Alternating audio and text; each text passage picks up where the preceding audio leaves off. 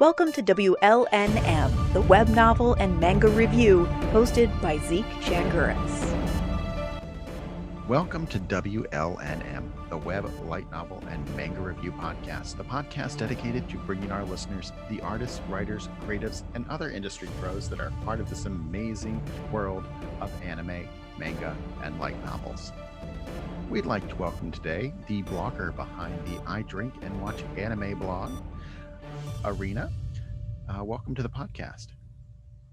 Thank you very much. And may I say, that sounded so professional. I was a little bit shocked there. Hey, I've been doing this for a while, even before I started this. So, yeah, it shows. It's the years in TV news. Now I teach high school, so it's a different story. There's a much different tone to my voice now.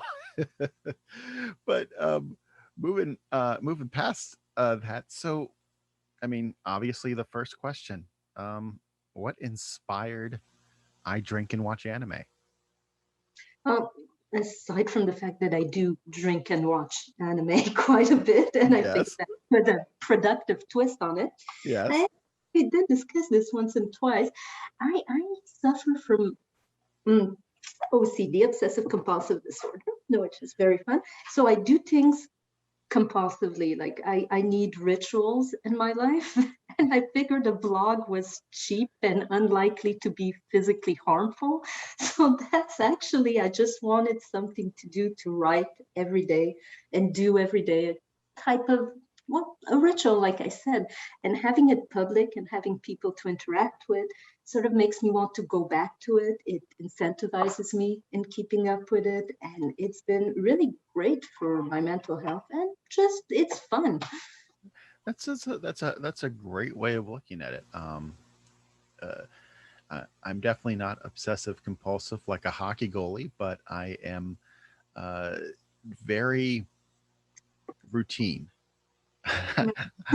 I like my routines, and once I get into one, it's hard to break me out. And trust me, it's I feel some sympathy for you there, but I'm definitely not in an obsessive kind of way. At least that's my own personal opinion. We'd have to talk to my wife about the obsessiveness. I see. And so is she around? We can talk to her right now. Oh, no, she's still working, so I'm not going to get in the way of that. I'm not going to get in the way of that freight train of work that she's got. But what really piqued my interest was a recent post on your site, which was about Discord, about conversation, about trying to engage others about something that we all find of interest, which is, anime, manga, things like that. And you've had some interesting experiences trying to reach out and make those connections. And I have had this experience, what you're talking about on Discord, where, it's like having a conversation at a party where someone comes in and completely throws off the balance of the conversation, and it goes off in a completely different tangent.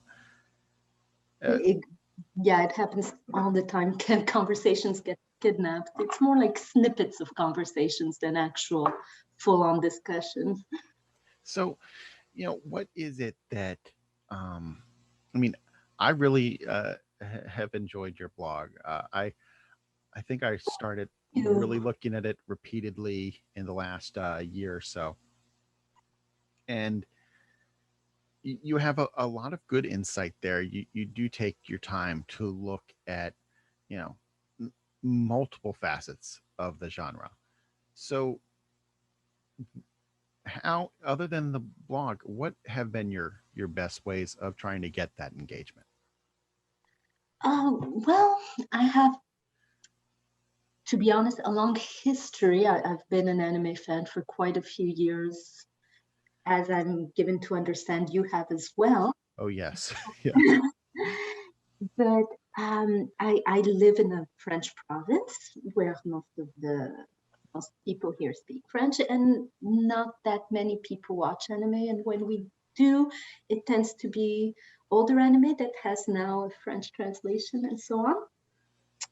There is, like I mentioned, an anime convention every year, which is quite large. It has quite a few people in it, but once the convention's over, it's like the community vanishes. So there's no real, at least I haven't found any sort of real life venue in which to discuss anime close to me. Online, I have tried Twitter and Discord and Reddit and Mal. Yeah. My Hey, anime. Reddit still scares me. So Reddit is a little, I mean, it's the Wild West.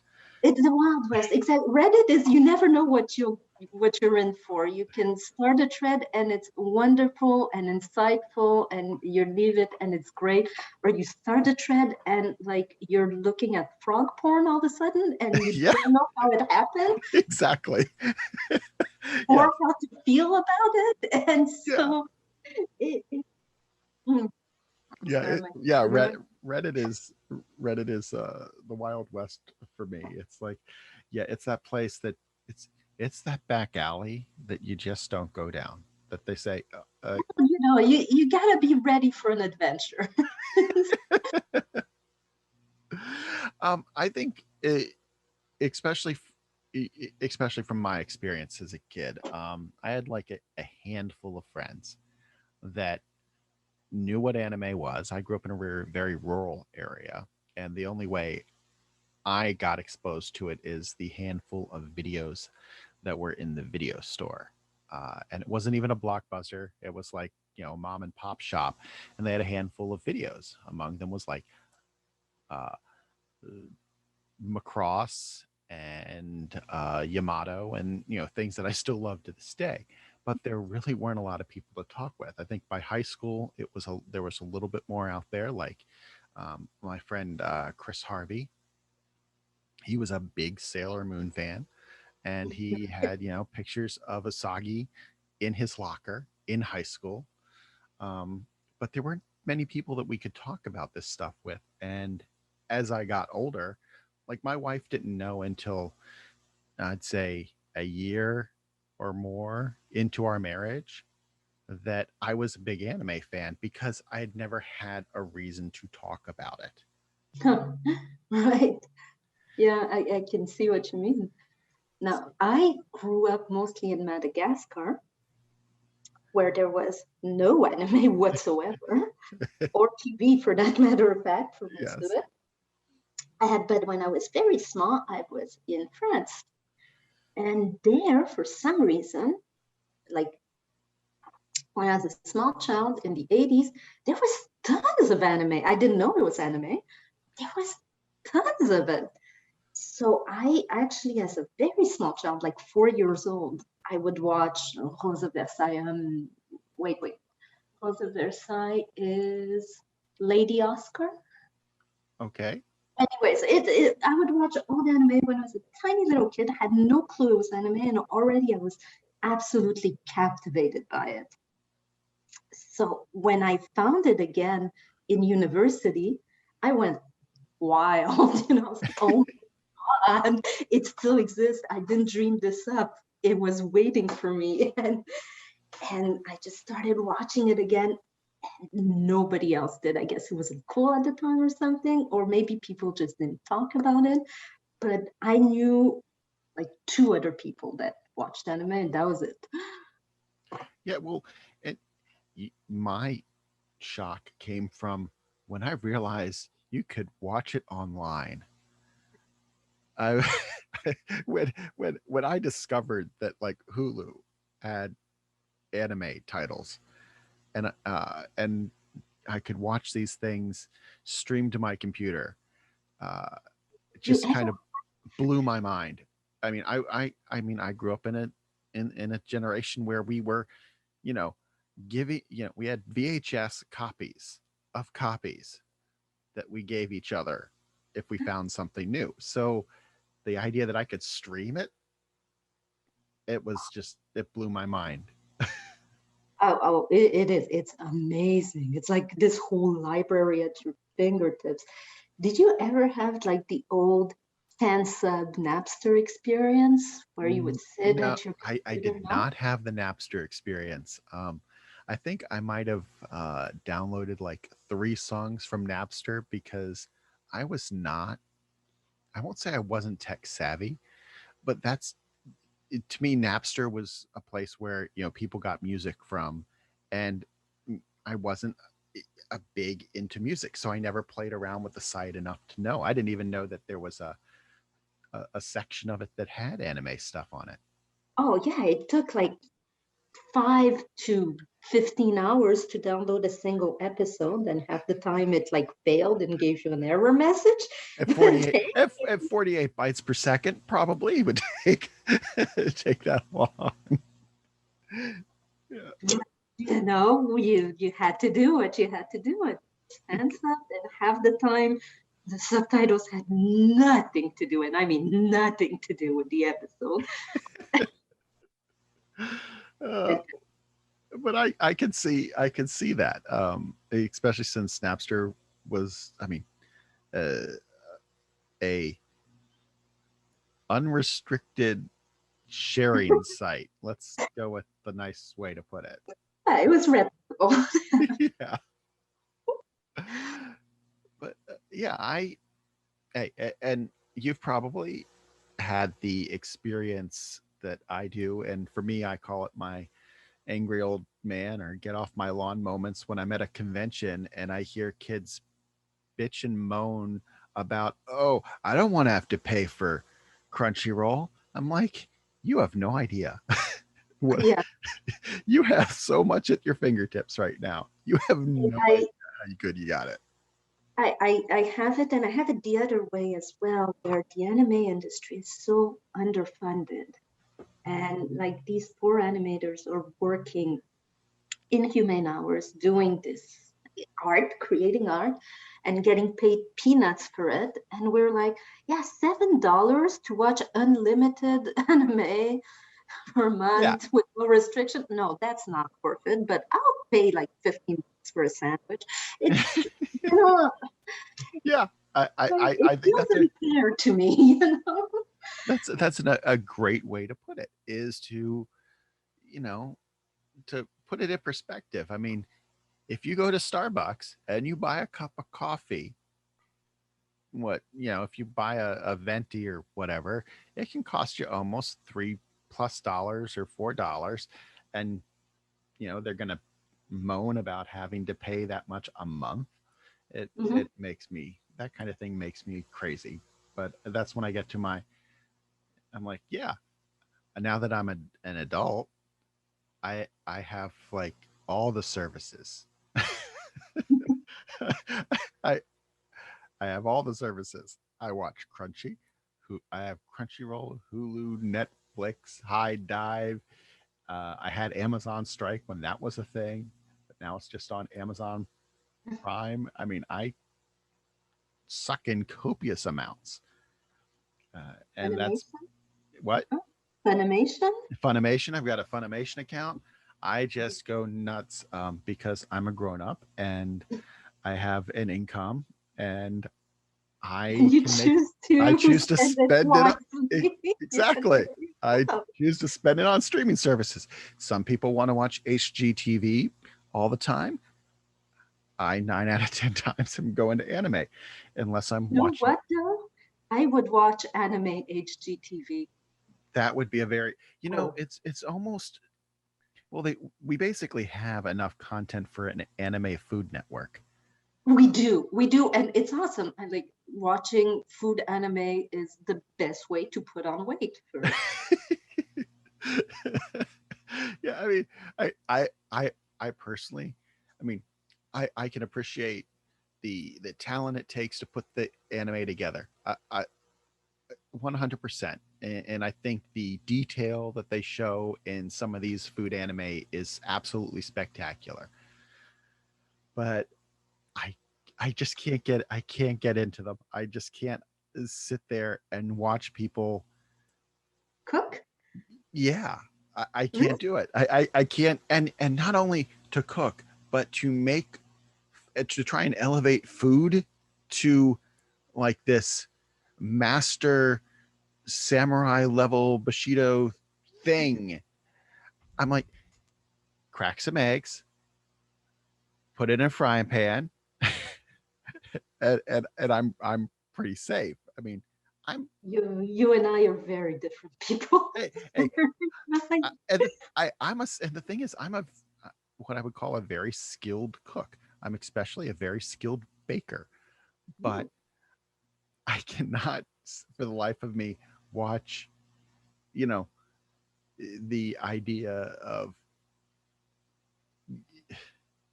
I mean, the restaurant Wait, Volt, Brian what? Voltaggio, that Master Oh, Chef winner, Brian well, Voltaggio. He okay, he I won. don't watch live action at all, but I That's believe great. you. That's great. But well, there's this really famous chef, and he's from my hometown, and I've been in his restaurant, and I'm like, I just give me food. I I I just need it to be tasty and filling. I don't need it to be artistically arranged on my plate. I just need to eat. And yeah, that's been my my one gripe with food anime has been I Wait, just don't need it. but weren't you the one who tweeted at me about Kekurio, bed and breakfast Oh for yes, students and yeah, how but that has cooking that's anime? yeah, it is, but it also has a really cute shojo aspect to it, and Oh, I see. that's my thing is that really cute shojo aspect. I like those little plucky heroines like that are, you know, in this case she was basically a sekid, which is it doesn't never get that tag, but she's taken to the spirit world and she ends up, opening up a small cafe because she doesn't want to marry the, ogre king. But yeah, I like those Oh, plucky heroines who, you know, just do you their best. you pronounce it Asaki? Uh, a sekai. I Asaki. yeah, I But have a I don't know how to pronounce anything because I never hear these words spoken out loud. So I just read them and pronounce them how I think they're pronounced, for years I pronounced it a seki, and I which I believe it. like. I Yeah, think it sounds cool. yeah, but I believe it's a sekai. Um, it's See, I always pronounced it I'm the worst when it comes to isekai pronunciation. Yeah. because I have the French thing going. So I read it isekai, which is probably not right. Well, I tend to pronounce almost every foreign word with a Greek pronunciation or a completely made up one because of my heritage. And, you know, yeah, I am famous for just butchering words. Sometimes I do it on purpose, just to annoy my wife. Oh, your poor wife. She works so hard too. She does. Uh, but I do that sometimes just to make her a little crazy at times. Um, but going back to the discussion of conversations, yeah, I have found it also more difficult to find um, groups of more mature fans. Now I work in high school, so I get to, I host the anime club, so I'm talking with my kids Oh, all the nice. time about anime in my school, but I don't know. I can't remember the last time I had a face-to-face conversation about anime with another adult. Last time it was probably a convention. Uh, oh, a good point. The last time I had a face-to-face conversation about anime, oh, I don't think it even happened at the last convention I was at. It must have, well, we have yeah, it's been years. Yeah, It's literally been years. Yeah. which convention is it in The Otakuton is the Montreal convention. Okay. But then we I've been have to Anime North in Toronto, and I enjoyed that one.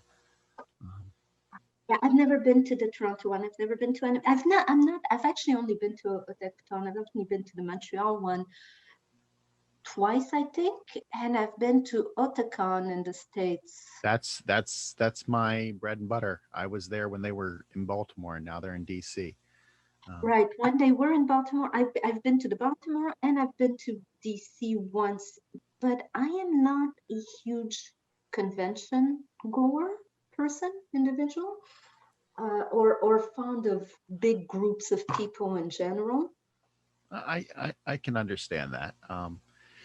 My my rundown of generally, I go to conventions and I'm working my butt off most of the time because I sit in the press area and I interview the voice actors. And Otakon usually brings in foreign That guests, which sounds is cool. it is so fun. I really enjoy doing that, but I take my job seriously. But on the other side of it is I like conventions because they create a safe space for people to come together and talk about a shared love of something, especially for cosplayers. Because if you are a 50-year-old, 250-pound male who wants to dress as a magical girl, you go ahead and dress as a magical girl, and no one's going to say a damn thing about it. Okay, I will give my town one thing in Montreal. If you're a 50-year-old guy, you want to dress as a magical girl, go right ahead. No one's Yes. gonna give a damn thing about Yeah. it. Know what? I mean, that's the best part for me about conventions is uh, for a lot of people, it's their one chance to connect with other members of the community. And I think Mhm. that probably goes back to um, when I was younger, like when I was really younger and a big Star Trek fan. And I went to some Star Trek conventions when I was in middle school. And this is pre internet. That was the one Mhm. time I was really sitting there talking to other people, other fans, and seeing cosplay. And That actually sounds super cool, it was honestly. it was pre-internet, so that was the connection. That was the time I got to talk with other fans, and for me that's what Now, the conventions are about. I'm gonna throw this out there for you. Sure. I am a small, not necessarily young, but a physically very small girl. Okay. Uh, and my experience at conventions has a certain amount of anxiety Okay. related. There is a lot of strangers coming up to you asking for your phone number, asking you out. There's this whole sort of, oh my God, a girl that likes anime, there's like 100 Yes. next to, like, it's, I understand. I see where you go with but this. you know what? There's this sort of aspect which it can be pleasant, but can also be a little stressful, especially when you're younger and you don't know how to deal with it, which makes the live experience of conventions, whether they're anime or anything else, potentially the experience is a little different depending on your age, your gender, your background. And I do think that for some people, it can be a little overwhelming. I've seen, people have to leave conventions because it's too much. Yeah. There's- Well, and I'll agree there. I mean, we all have to have our own limits, and yes, I have seen the uh, I've seen the not so pleasant sides of the conventions. I think they've done a lot in recent years to try and push for even safer spaces. But I think some of it comes down to also the size of the convention. Otakon is huge. If you go right. to Otakon, Otakon is massive. It's a massive machine with tens of thousands of people. Um, there's a convention in Pittsburgh called Techo, and it's a much smaller convention. It's about 10,000 people. It's very inclusive. It's a nice mid-sized convention where you still have panels, you still have cosplay, you still have vendors, but the convention space itself is massive, and so you don't ever feel like, oh my god, am I going to be able to make it from point A to point B without running into somebody? And so Yeah. it all depends on which size I think of a convention you want to go to. um, and it's always it, and this is because I'm slightly overprotective. I'm a big brother. to have a younger sister who's 10 years younger than I am. So Oh, wow. Okay. when my sister, and I first started doing conventions, Big Brother was always there because she was cute, she liked cosplay, and that kind of automatically like switched my gears into Big Brother mode to always keep an eye out for her. And yeah, it's sometimes it takes having a group of people that you know and trust to be with you. So yeah, I understand your belief, the Well, pitfalls. I understand the pitfalls of conventions, though I personally have not necessarily ever had to deal with those. Um, yeah, I'm saying that as far as finding a group of people to just like sit down and talk about anime with, conventions can be great, but the experience can be different yes, for different people. And it might not be for everyone. That's just the bottom line. It might not be the best venue for everyone. The last few conventions I've been through though, I would say this, half the people I talked to didn't watch anime. They just liked conventions that or is cosplay. that is a very interesting route. I've always found it very interesting watching the different groups of fans. Like for a while, there was a time where it was Evangelion. There was like massive groups of Evangelion. Then there was massive groups of Fairy Tale fans, then massive groups of Sword Art Online fans, and then Attack on Titan. And it's just interesting watching. And now, Demon Slayer is like the anime of this Yeah. next generation. And so, It's always shonen, huh? Well, yeah, not Eva. I guess Eva was in it, maybe. No, uh, and as it, well. it has definite shonen aspects to it. I mean, but Always shonen.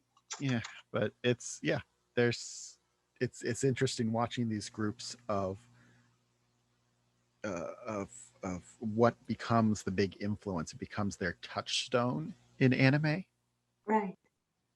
Like for me, it'll always be Macross. It'll always be, you know, a a, a, a post-apocalyptic mecha with singers and love triangles. That will always You be the describe it so well. yeah, that'll always be this touchstone for me when it comes to what influenced me I in my my anime. So it's interesting watching these different groups, especially now that I am a high school teacher and I talk to kids on a regular basis about what they're interested in, and it's really fascinating. They were all nuts for the Demon Slayer movie. I mean, they went out to the theaters to watch it it. I mean, production wise, Demon Slayer is impressive. Like the studio, Ufotable or however you Yeah, pronounce that's it. that's how I pronounce it. Ufotable. Okay, Ufotable. They're doing visually, it's a beautiful job. It's very well directed, and I like Demon Slayer. I'm not. I sound like I'm trying to be defensive about it. I like Demon Slayer a lot. I think it's a great anime, but I think that visually it's actually striking. It's very good visually. It's worth going to see in the movie theaters. Well, And I can see it, why it would attract someone's attention quickly. yes. Well, they've got. Remember, Ufotable is the studio behind all the Fate franchise. Mhm. So, you know, and that's how I expect my action now. I use And them. the I use them. sinners. I use them as my benchmark for a good action in a fight. I want to see that. Well, That the have you been watching Fire Force? Fire Force. I have not because it's almost too shonen for me. it's I, fair enough, but I would say, as far as production, as far as visuals and direction, and especially framing, composition of scenes, I would say it's better than Demon Slayer. I'd say it's one of the best visually produced anime I've ever seen. I was yeah. I have such an appreciation for good production value. Um, it's if even if I haven't, even if I'm like, my my big thing is I've never seen a bad anime. I've just seen ones that don't appeal to me, because there's too much respect for the storytellers and for the artists that put all that time and effort into creating these things that we love. Um, you wrote, I think this was from you. You wrote a thing about anime adaptations the other day, or at least that's when I saw it. And um, I was there was a line in here. For instance, would any of you be put off if they adapted Star Wars? And Trigger just announced that they are doing Star Wars shorts. I know, and it's gonna be great, I'm sure. Yeah, yeah. I mean, and Studio Trigger has a definite style to it, and it's Yeah, like you know that it's Studio Trigger just by the way it looks. definitely, definitely. They have signature looks, Trigger, and Well, there's a few studios. David Studio has a very good, like they do JoJo's Bizarre Adventure. yeah, they definitely have a distinct look in their animation.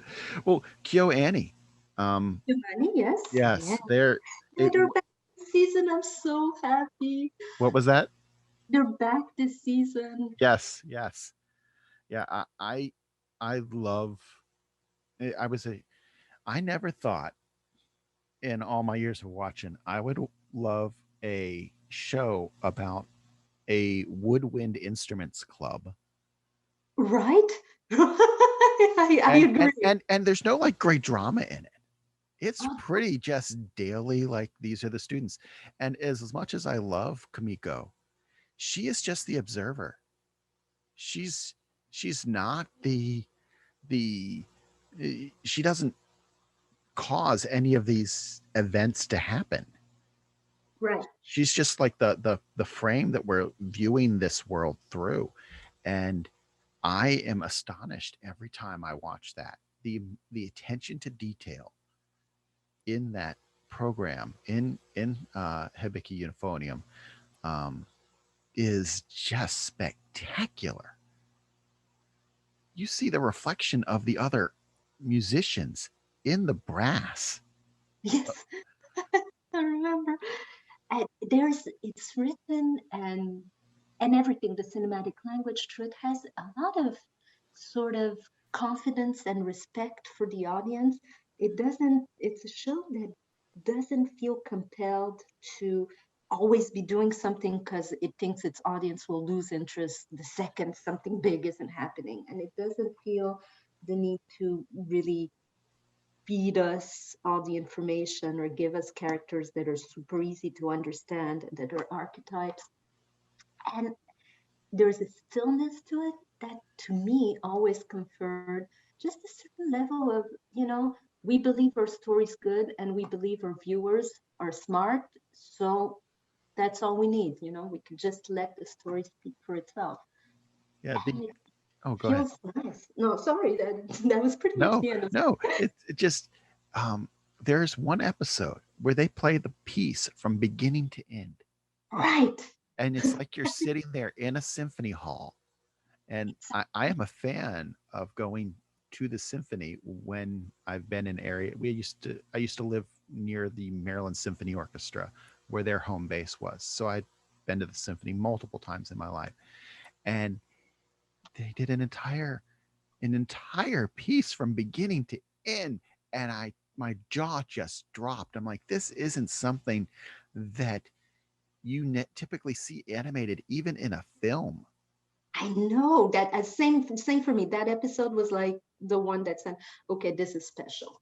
This this this is a special, and it was a beautiful piece too. Oh Well, yeah. I thought it was a beautiful Oh, it piece. was just spectacular.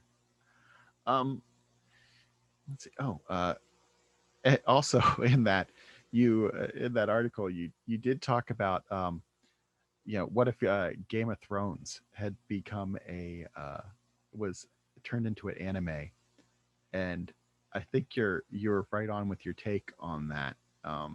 With you know it would definitely have a lot of handsome boys. Yeah, Oh, most anime does. Yeah, it would have handsome boys and some Sexy and girl. sexy girls, and the White Walkers would probably be to me scarier than they actually were in the show. So I think that that would be great for an animated adaptation. I do have to say, Grand Crest War is to me my that's my Game of Thrones in Really anime. To me, that feels like my interesting. Game of Thrones. I watched that one a couple of times, and it just has uh, just a solid story. It has good characters. I've said Berserk. Oh, Berserk, yeah. I mean, I Berserk mean, I has haven't a watched the new ones, but yeah, I would have said Berserk, the original at least. yeah. Well, I think because um there's more political intrigue in Grand Crest than I think there was. Disagree. There's more political intrigue. Disagree. Respectfully disagree, good All sir. right, okay. He says as he throws his hands up uh, for since but it's yeah, for me Grand Crest is my Game of Thrones for anime. um I'm sure we all can read into various other ones Mhm. to come up with conclusions like that, but Well, I mean, we could go to the original if you've watched it, which is Lodos, oh Return of Lodos War. yeah, the Lotus War, yeah. I can't remember when I watched that. I know I did because I used to have a spreadsheet that had all the names of the shows that I watched and what I thought about them. Um, so yeah, because I get a little. I used to, you know, I So would get not OCD is what you're saying. no, not OCD. I, Okay. I eventually that spreadsheet got too big, and I was like, you know what? I just can't do it anymore. I'll let the computers keep track of what I've seen. Uh, because it was just it became unwieldy of a list. But I had like what it was, and one column had my like a review like in notes, and then the other column had like the simple review.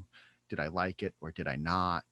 Yeah, it was a little yeah, it was a little obsessive, but I just didn't want to keep going accidentally, getting the wrong ones. So yeah.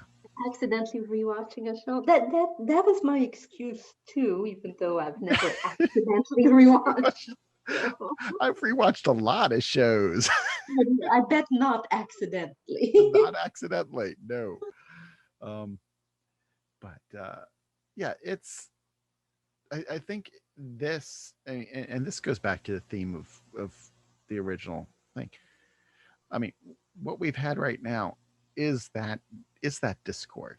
It may not always be focused. It may be rambling at times, but the chance we have to talk with other fans is to me priceless. I mean, it's just so much fun.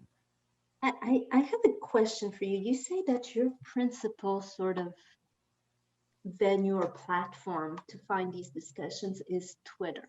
Yes. Now, I have had very little luck with Twitter.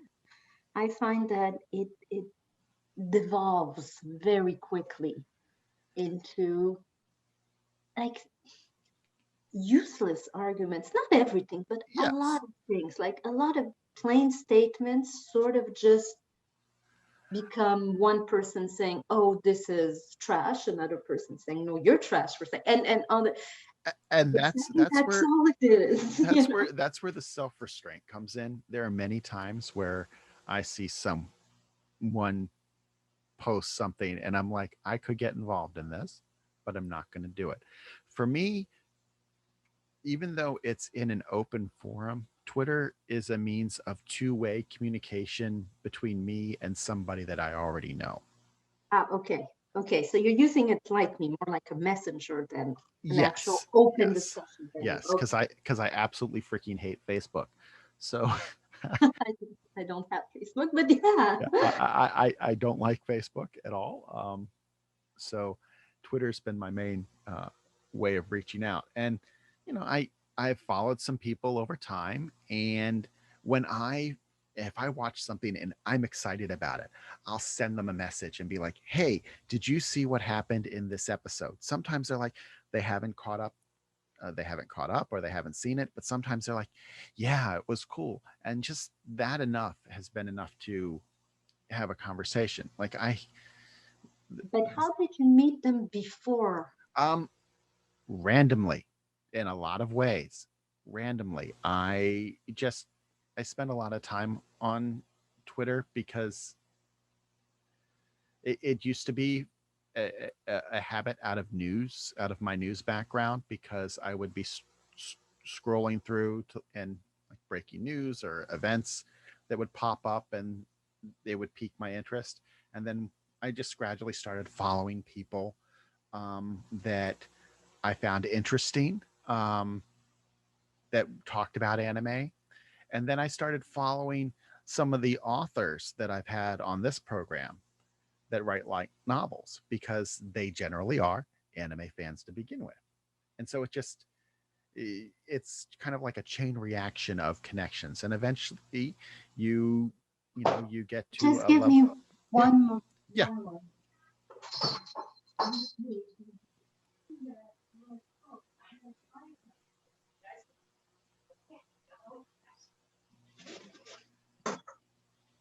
Sorry about that. No problem. I mean, I won't hold you for much longer, but like I said, it's Don't worry. Twitter's I had a Twitter. small invader here, but Yeah. taken care.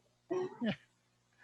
But it's just one of those. Twitter's been one of those places where I do have, yeah, it's in an open forum a lot of times, and But but so to I get this straight, you scroll through Twitter, and when you see someone that has a lot of tweets that you agree with and so on, you strike up a yeah, conversation. yes, that's basically it. And that's that's how I've grown the collection of people that I have found interesting and I can share things with.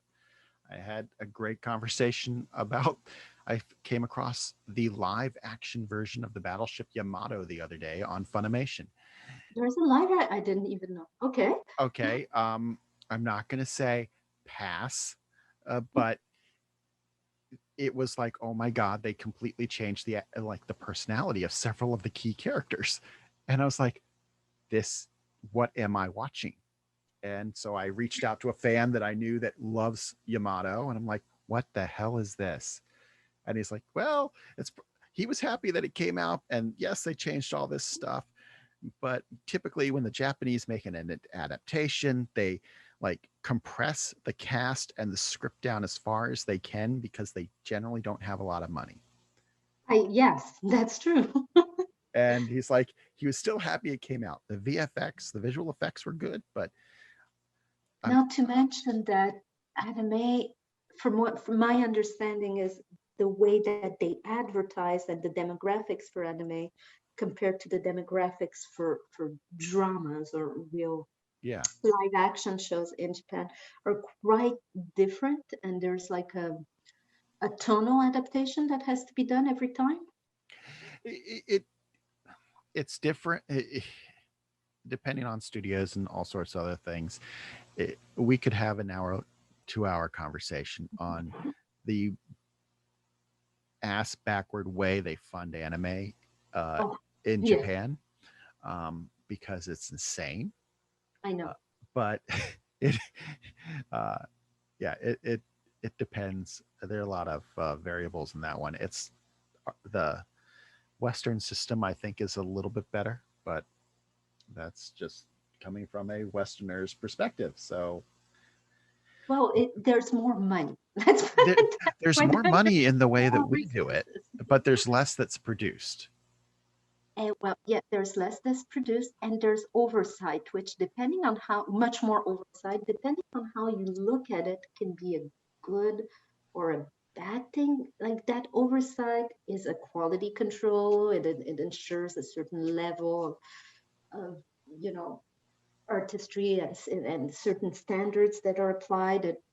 But also it means that a lot of weird stuff doesn't get made. Like there's a lot of really interesting anime that would not survive oversight.